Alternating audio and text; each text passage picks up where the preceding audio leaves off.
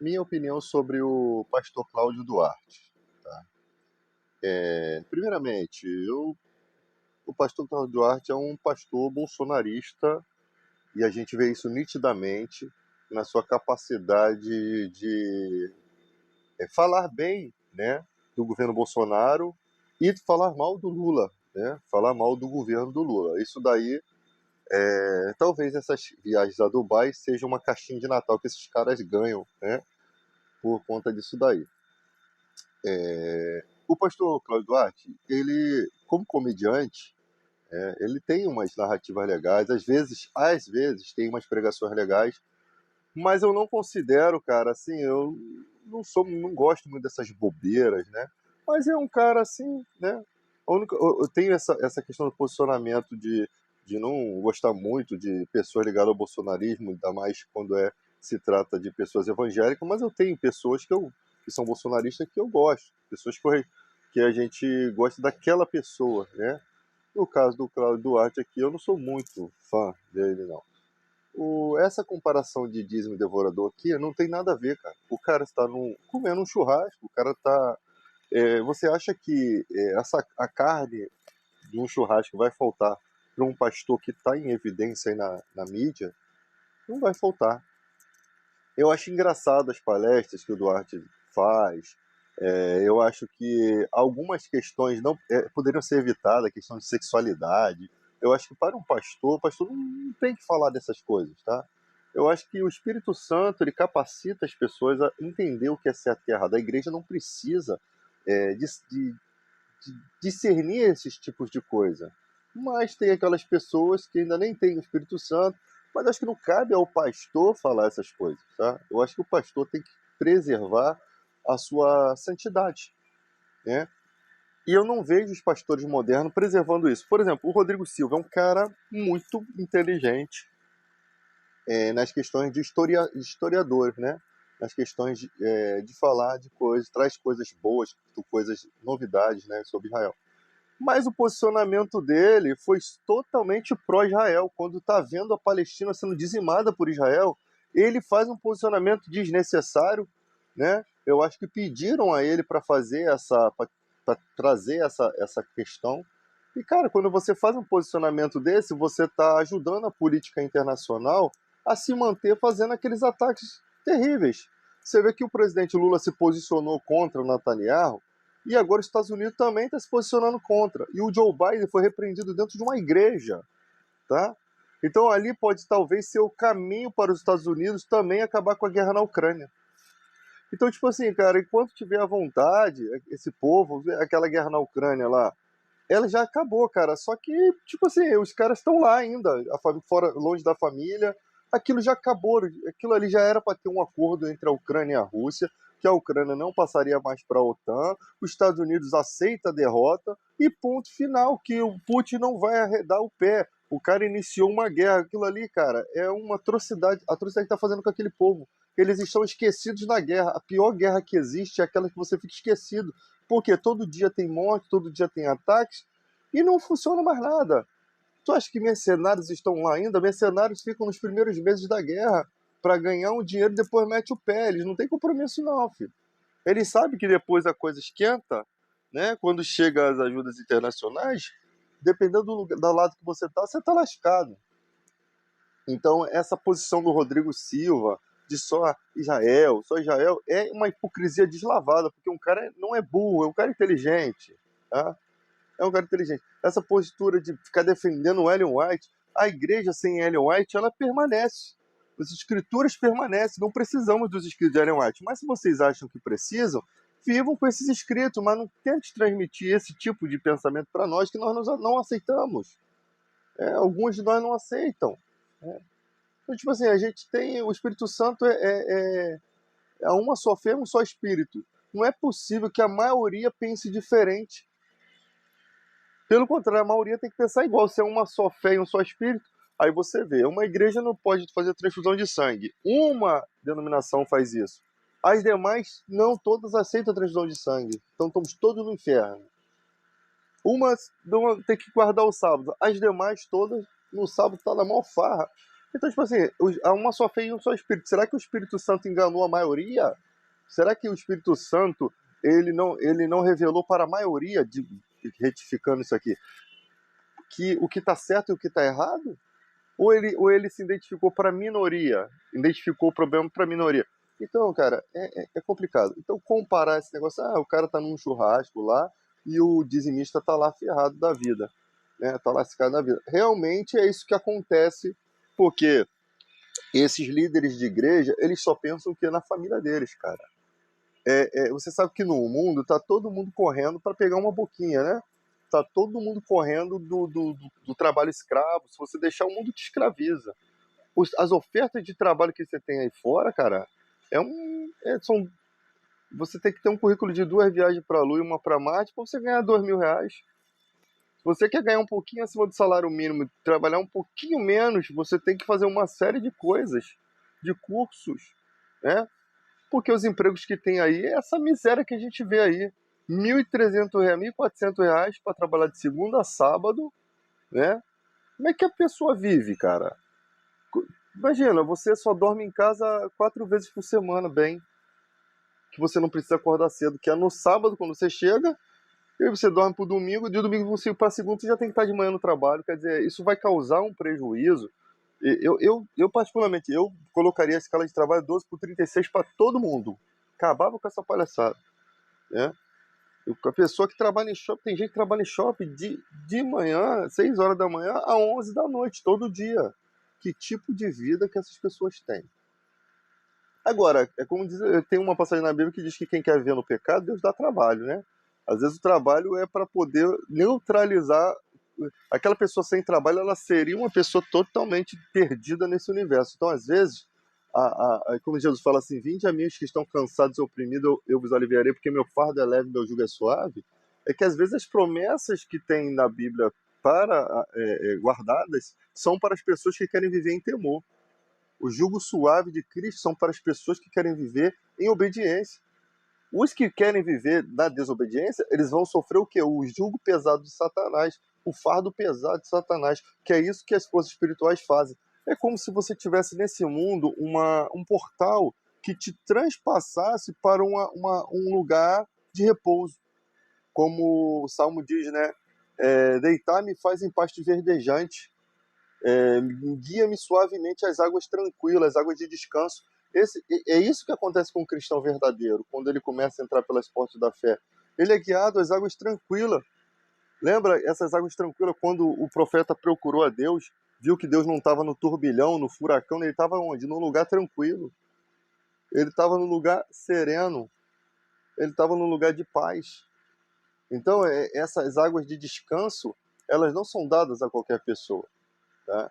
Então tem pessoas que ficam com a mente presa, né? Satanás cega os entendimentos dos incrédulos para que não enxergue a luz que há em Cristo. Existe uma luz em Cristo que o mundo não enxerga. Então, se a gente vai ter contradições aí fora, vamos ter. Vai ter gente que vai se levantar contra esse evangelho? Vai ter gente.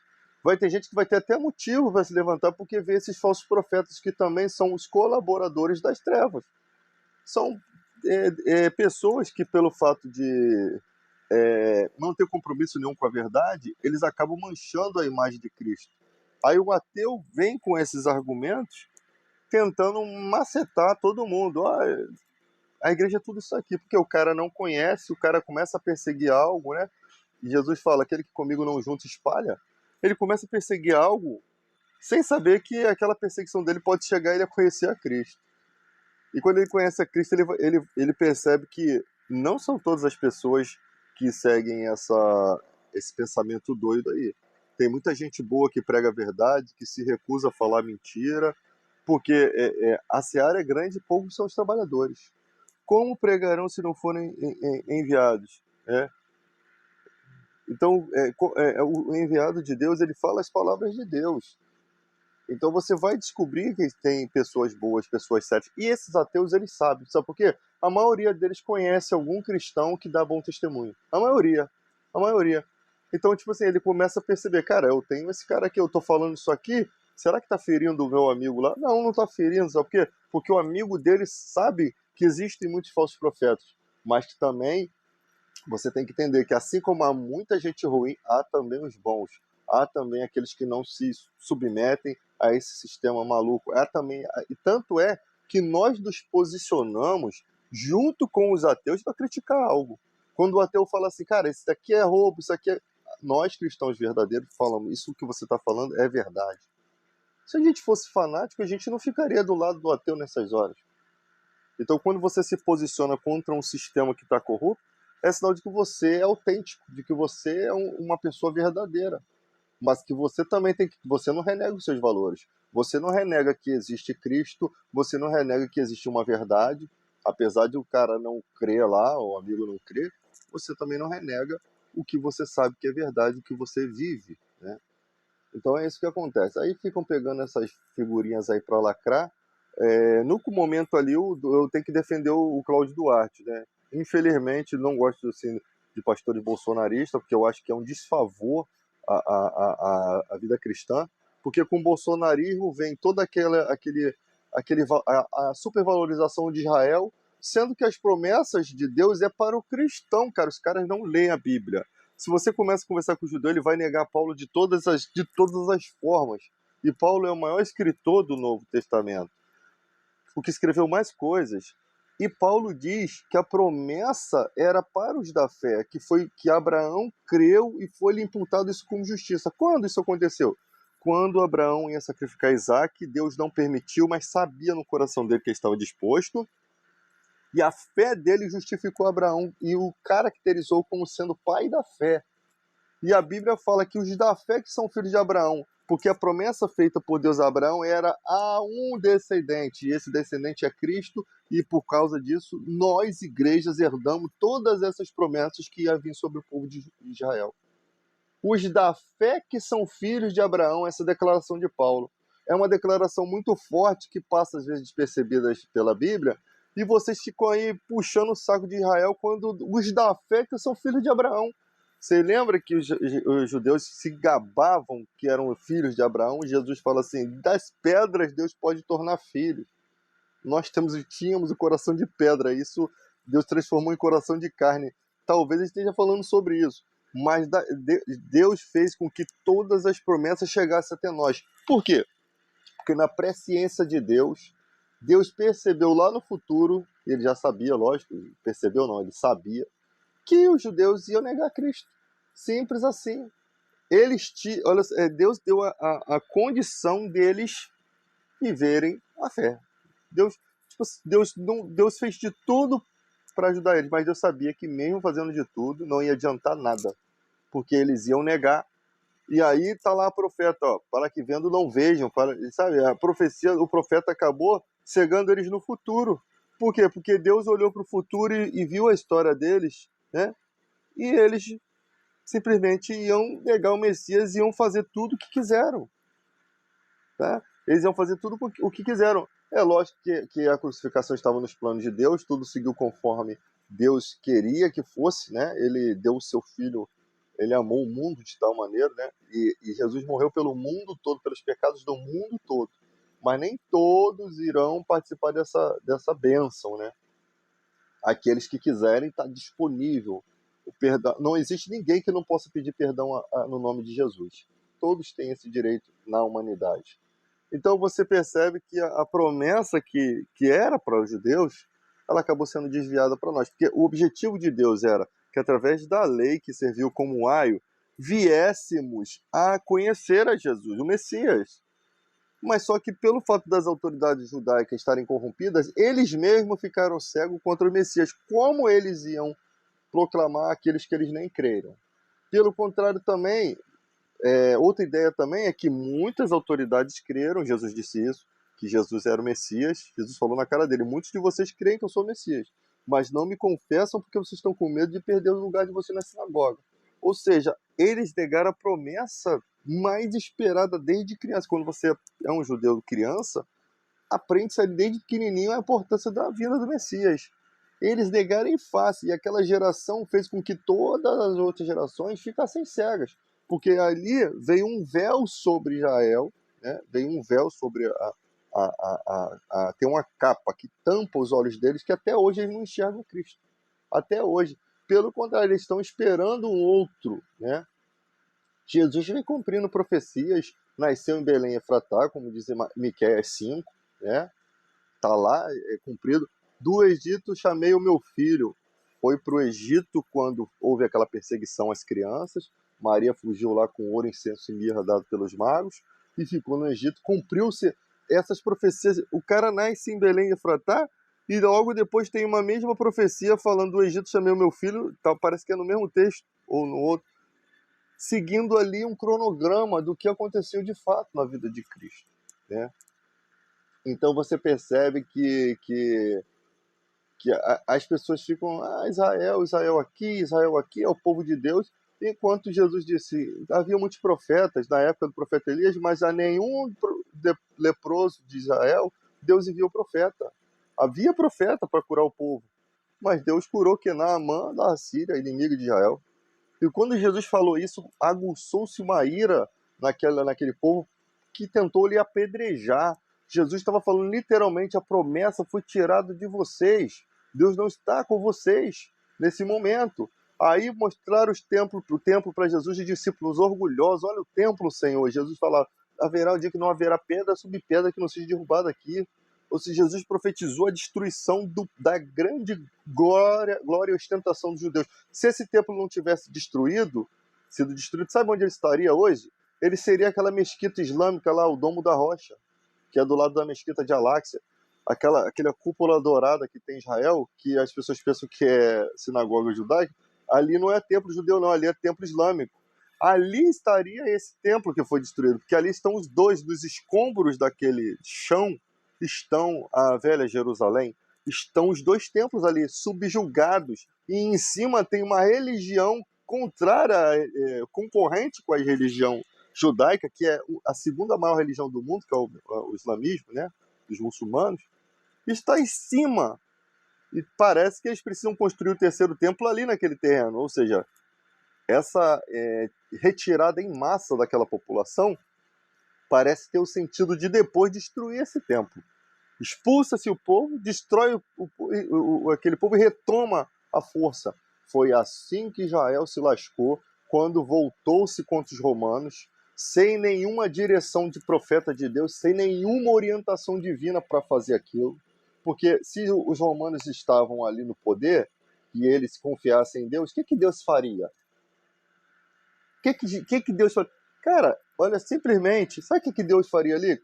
Eles aceitariam o Messias, os judeus viveriam felizes se eles não tivessem cegos, os romanos se converteriam, tá? Porque você vivia numa sociedade onde há o amor e a harmonia, enquanto você, sendo romano, com toda aquela perversão sexual, tudo, muitos iam se converter, porque naquela vida que os romanos seguem só traz doença, sofrimento e solidão, o fardo pesado, e ali nós, as pessoas de todo mundo, porque paz para os que estão longe, paz para os que estão perto. A promessa de Deus era trazer todo mundo para poder receber as suas bênçãos, e não só os judeus.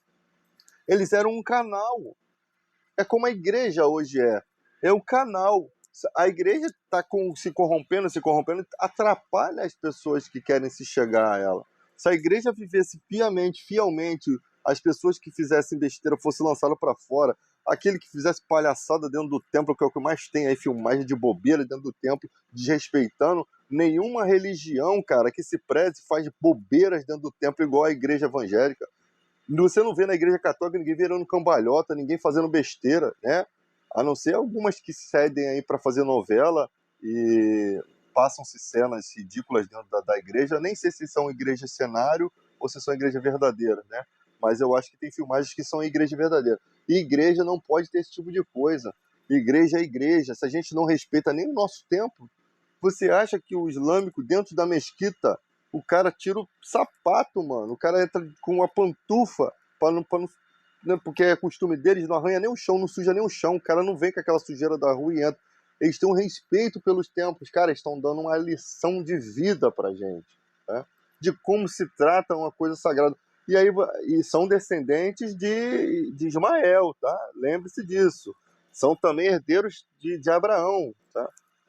Só que a promessa deles, de Jesus, de Deus, veio para nós, cara, que estávamos perdidos no mundo e nós não estamos fazendo o que com isso? Então Paulo fala que a promessa foi feita ao descendente e não aos descendentes, como se tratando de muito. E a Bíblia fala que os da fé, que Abraão foi justificado por fé, e por isso os da fé que são filhos de Abraão. Quem são os da fé? Nós.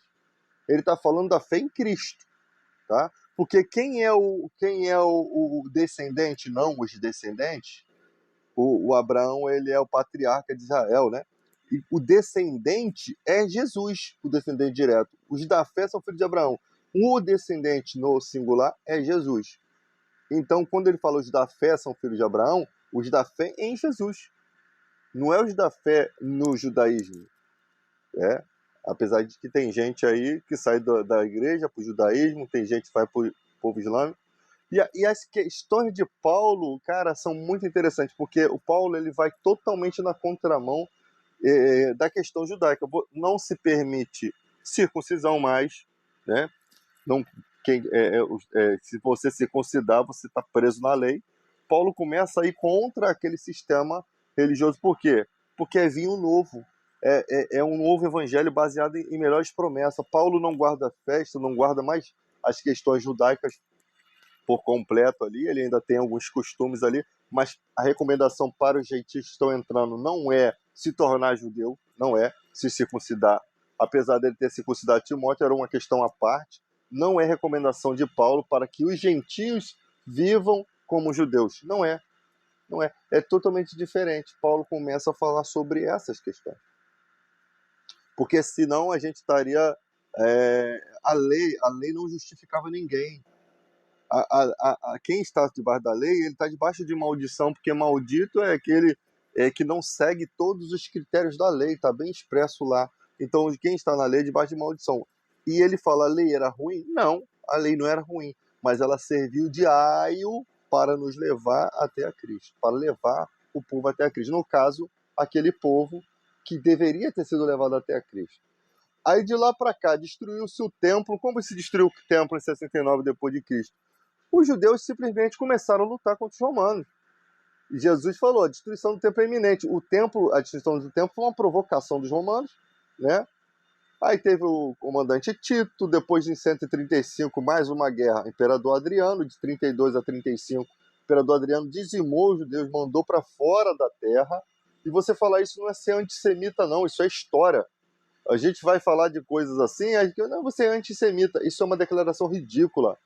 Você está contando a história do que está acontecendo. Não é antissemitismo, a gente não odeia os israelitas. Não tem ninguém que odeia. A gente, pelo contrário, a gente deseja tudo de bom. Eles são herdeiros da promessa futura. A nação de Israel, existem profecias acerca daquela nação. O maior turismo de Israel praticamente é do Brasil. Possivelmente é do Brasil. Que são os religiosos que vão lá. Eu, tipo assim, acharia até interessante e tal. Mas eu não vou sair do Brasil para ficar passando sede lá no deserto lá. Mas só se fosse uma viagem de graça, né? Ou para algum objetivo, alguma coisa. Mas não tenho necessidade de ir lá, não. Né? Mas seria uma coisa talvez legal. Mas não é nada que Fernando de Noronha ou Búzios não possa preencher. Né? Não tenho esse interesse de ir desses lugares. Então, mas eu posso ver na internet, eu posso ver como é que é, eu não preciso estar lá passando sede, eu posso ver como é que é os lugares hoje em dia com essa tecnologia que nós temos. Mas não é a mesma coisa que sentir. Se eu for lá, eu vou sentir um calor dos infernos, vou me sentir desconfortável, vou querer voltar para casa. Vou ficar com a caixa d'água nas costas. E aí você tem várias guerras, depois você tem a tentativa de Israel de voltar para a Palestina, só que em 638 já havia lá milhões de árabes morando lá, milhares de árabes morando lá, né, com a expansão do islamismo, tanto é que aquela cúpula é islâmica. E lá eles formam três forças paramilitares, uma é a Hagdah, né, as outras duas eu esqueci o nome, e começam a querer fundar o Estado de Israel ali, fundar o lugar deles ali, tomar aquela pátria onde já existiam gente morando. Por mais que a terra da Palestina seja a Canaã bíblica prometida por Deus, cara, eles foram expulsos de lá e a terra ficou vazia. E aí tinha os turcos, que foram expulsos também, porque apoiaram os alemães na Primeira Guerra Mundial. Aí depois vieram os árabes, aí os árabes estão lá. O que, que os judeus têm que fazer como sendo o povo de Deus? Eles tinham que conviver em harmonia, cara, e não chegar lá e dizimando, e não criar uma força paramilitar onde já está uma população e tomando tudo. E até hoje eles mandam embora aquele povo. Relatos ali da ONU, de outras da imprensa, mostra a quantidade de pessoas que já foram expulsas de lá e de assentamentos judaicos que vão tomando os espaços daquele povo, contrariando leis da ONU, ou seja, eles desrespeitam as leis. E quem desrespeita a lei está contra Deus, porque as autoridades são ministros de Deus. Existem regras ali que Israel tem descumprido há séculos. Então você me dizer que Deus está com eles? Lembre-se de Miqueias 5, que a profecia lá no finalzinho tem um momento em que Deus vai pelejar contra Israel. Ele vai ser o opositor de Israel, por quê? Porque Israel confiando mais no poder bélico do que no próprio Deus. Eles estão confiando muito, e é o que está acontecendo hoje. Eles confiam muito na sua força bélica, mas em religiosidade deles é só religião mesmo, porque o coração daquela, pelo menos das autoridades ali como Netanyahu, que é um cara líder, chegou ali através do nazismo, tá? Se você estudar a história mesmo, os partidos nazistas levaram o Netanyahu até o poder.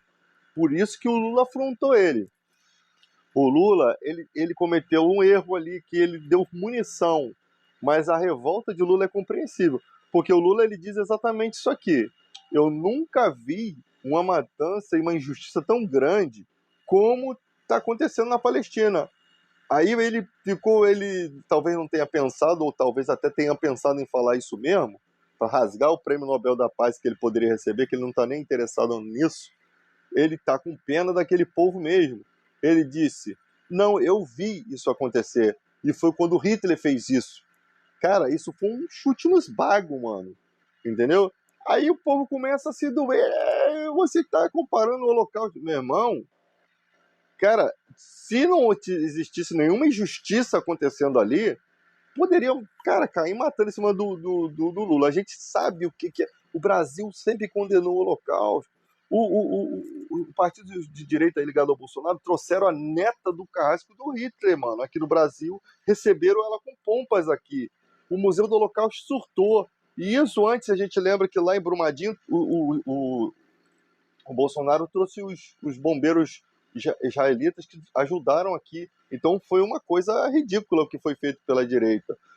Então, e você sabe que esse negócio de Bolsonaro ficar abraçado com Israel não dá certo, porque o Bolsonaro gosta de Hitler, de Médici, de Brilhante Ustra. Ele já colocou camisas nesse sentido, ele tem uma admiração, ele já falou sobre isso, que acha o Hitler um grande estrategista. Então, tipo assim, Israel que foi besta de ter ficado abraçado com um cara desse, que é totalmente a favor de